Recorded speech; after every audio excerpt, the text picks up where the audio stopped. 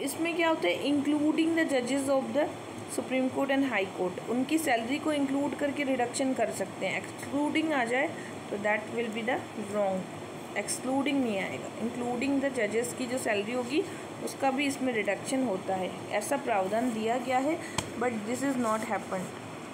Which of the following correct chronological order of the formation of the state, तो सबसे पहले तो Nagaland state बना था, फिर बना था हरियाणा स्टेट, ठीक है, फिर बना था हमारे सिक्किम स्टेट, ठीक है, सिक्किम के बाद में बना था अरुणाचल स्टेट, अरुणाचल प्रदेश, ठीक है। So this is the sequence of the formation of the state. Nagaland was in 1962, Haryana in the 66, Sikkim 75, Arunachal Pradesh 86 में है, और तेलंगाना जो बना था वो 2014 में बिल्कुल नया स्टेट है हमारा। एंड अभी तो काफ़ी स्टेट्स हो ही गए हैं, आई थिंक 36 स्टेट हो गए हैं, ठीक है। The mode of removal of the जजेस of the high court in India is the same as the removal of the जजेस of supreme court. So actually that is true. देखो, जजेस of high courts को जैसे आप हटाते हैं ना, वैसे ही आप सुप्रीम कोर्ट के जजेस को भी सेम प्रोसेस से हटाते हैं, the process is same, so that is true. After retirement from the office of permanent जज of the high court can not be plead in act any of the authority of India. High court किसी और authority में काम नहीं कर सकता है। So actually this is not true. High court के जो जजेस होते हैं वो सुप्रीम कोर्ट में काम कर सकते हैं, और जजेस जो होते हैं chief justice of high court भी बन सकते हैं, ठीक है। So this is given under article 220, and under article 220 this provisions is also given. Okay, now next one is DPSP। DPSP मतलब prohibition of the trafficking in the human being and forced labour.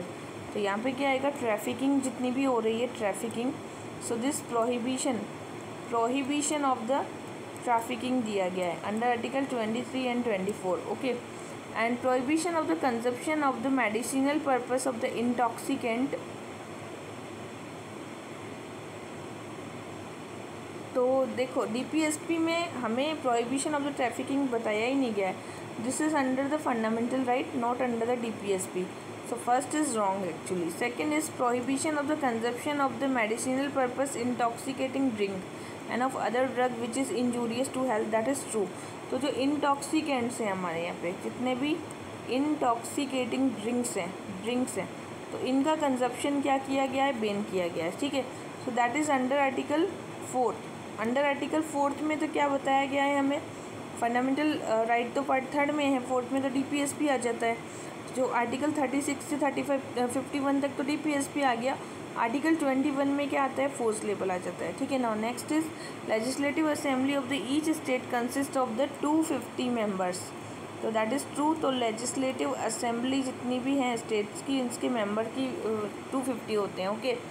A person shall not be qualified to be chosen as a fill seat legislative assembly if he less than 25 age. तो that is true कि 25 as decide कर रखी है हमने, किसकी, legislative assembly की as तो 25 है, और काउंसिल की एज कितनी कर रखी है, लेजिस्लेटिव काउंसिल की 30 ईयर, और गवर्नर की एज कितनी है, 35 ईयर। तो ये एज भी कई बार पूछ ली जाती है, and that is under article 173, जिसमें हमने क्वालिफ़िकेशन बताई है काउंसिल की, किसमें बताई है, आर्टिकल 173 में काउंसिल लेजिस्लेटिव असेंबली की हमने क्वालिफ़िकेशन बताई है कि ये बंदा एक सिटीजन होना चाहिए इंडिया का, एज 25 होना चाहिए, और कम से कम ये enact under the law of the parliament में ये क्या क्वालिफ़िकेशन होनी चाहिए, जो कि प्रेस्क्राइब, जो भी पार्लियामेंट इसको प्रेस्क्राइब करता है वैसी क्वालिफ़िकेशन, ठीक है। Now next one is under which of the following constitution amendment act 4 languages 8 schedule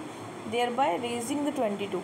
मतलब 4 और लैंग्वेजेस ऐड की गई थी। 92 अमेंडमेंट आया था, 92 अमेंडमेंट कब आया था, date was in 2003, okay. This amendment was provided the 4 languages in the 8th schedule. Now constitution 92 amendment, in that we provided the 4 more languages, okay.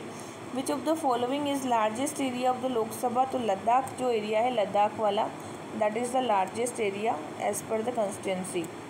तो अभी देखना पड़ेगा हमें, अभी भी लद्दाख ही होगा वैसे, बट फिर भी जैसे अभी इलेक्शन की जितनी भी करंट अफेयर्स की जो न्यूज़ आएंगी उसमें देखना होता है हमें।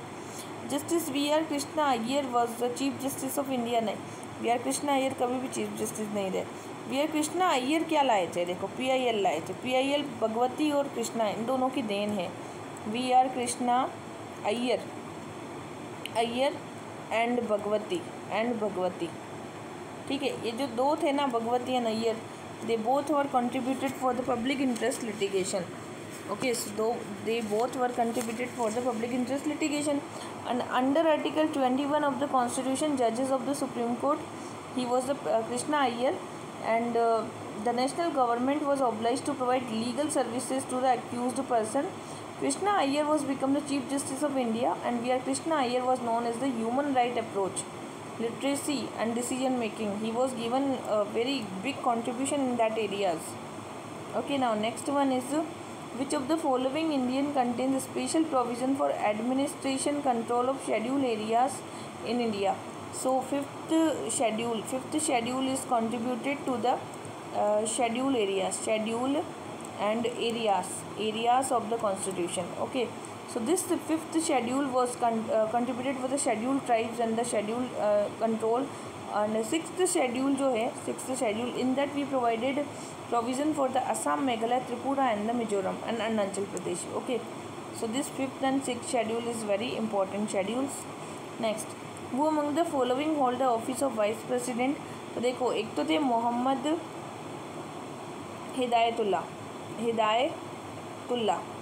एक तो थे मोहम्मद हिदायतुल्ला और दूसरे थे शंकर दयाल शर्मा। तो शंकर दयाल एंड शर्मा, ठीक है। मैं मोहम्मद हिदायतुल्ला एंड शंकर दयाल शर्मा, ये दो लोग क्या रह चुके हैं, VC रह चुके हैं, वाइस प्रेसिडेंट। लेकिन इसमें फ़खरुद्दीन अलीम अहमद है, वो प्रेसिडेंट है, और संजीव नीलम रेड्डी जो है वो भी प्रेसिडेंट है। तो देखो, हमारा जो टेन्योर देखना है तो डॉक्टर राधाकृष्णन जो आए थे 1952 में आ गए थे, और 1962 तक ये लोग क्या रहे, वाइस प्रेसिडेंट। फिर इनके बाद आए थे जाकिर हुसैन, तो जाकिर हुसैन का टाइम आया था 67 तक का टाइम। उसके बाद थे गिरी साहब का टाइम आया था 1969 तक। फिर गिरी साहब के बाद आए थे गोपाल स्वरूप पाठक सर का टाइम आया था 1974 तक। फिर आए थे जत्ती सर का टाइम था 1979 तक, ठीक है। तो ये सबसे पहले आए गए राधाकृष्णन के बाद आए थे हमारे जाकिर हुसैन सर 67, फिर आए थे गिरी सर 69 तक, फिर उसके बाद में आए थे गोपाल स्वरूप पाठक सर 74 तक, और लास्ट में जो आए थे जत्ती सर आए थे 79 तक आए थे। तो ये एक सीक्वेंस है जो कि हमारे वाइस प्रेसिडेंट्स का है, और जिसमें फ़खरुद्दीन अली अहमद भी हमारे वाइस प्रेसिडेंट रह चुके हैं फ़खरुद्दीन जी, और नीलम संजीव जी भी हमारे प्रेसिडेंट रह चुके हैं। लेकिन मोहम्मद हिदायतुल्ला जी और शंकर दयाल जी हमारे वाइस प्रेसिडेंट हैं।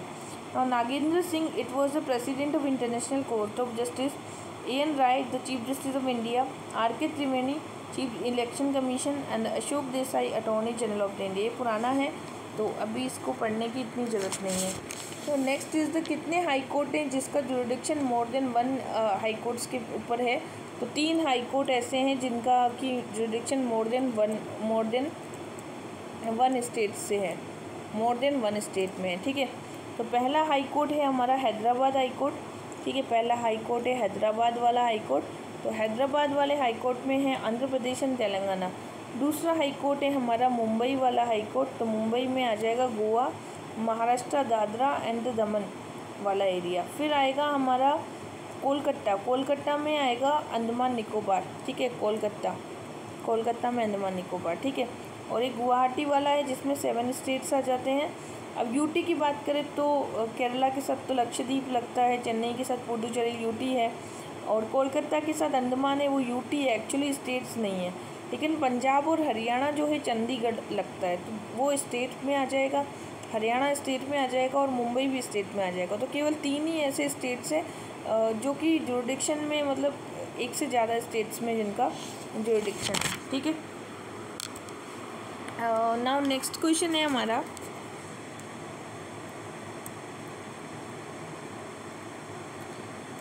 नेक्स्ट क्वेश्चन है कि panchayat is dissolve election are to be held within the 6 month. जब भी क्या होता है, पंचायत अगर डिज़ोल्व हो रहा है, if panchayat is dissolve then election will be held will held within the 6 month. ठीक है. So panchayat is working for the 5 year. Okay, 5 year.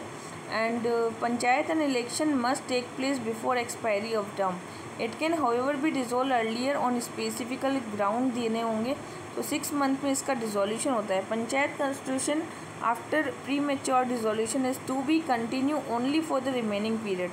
So remaining period के लिए अगर प्री मेच्योर डिसोल्यूशन होता है so it will be continue for the remaining period, but there would be no need for fresh election of the remaining time less than 6 months.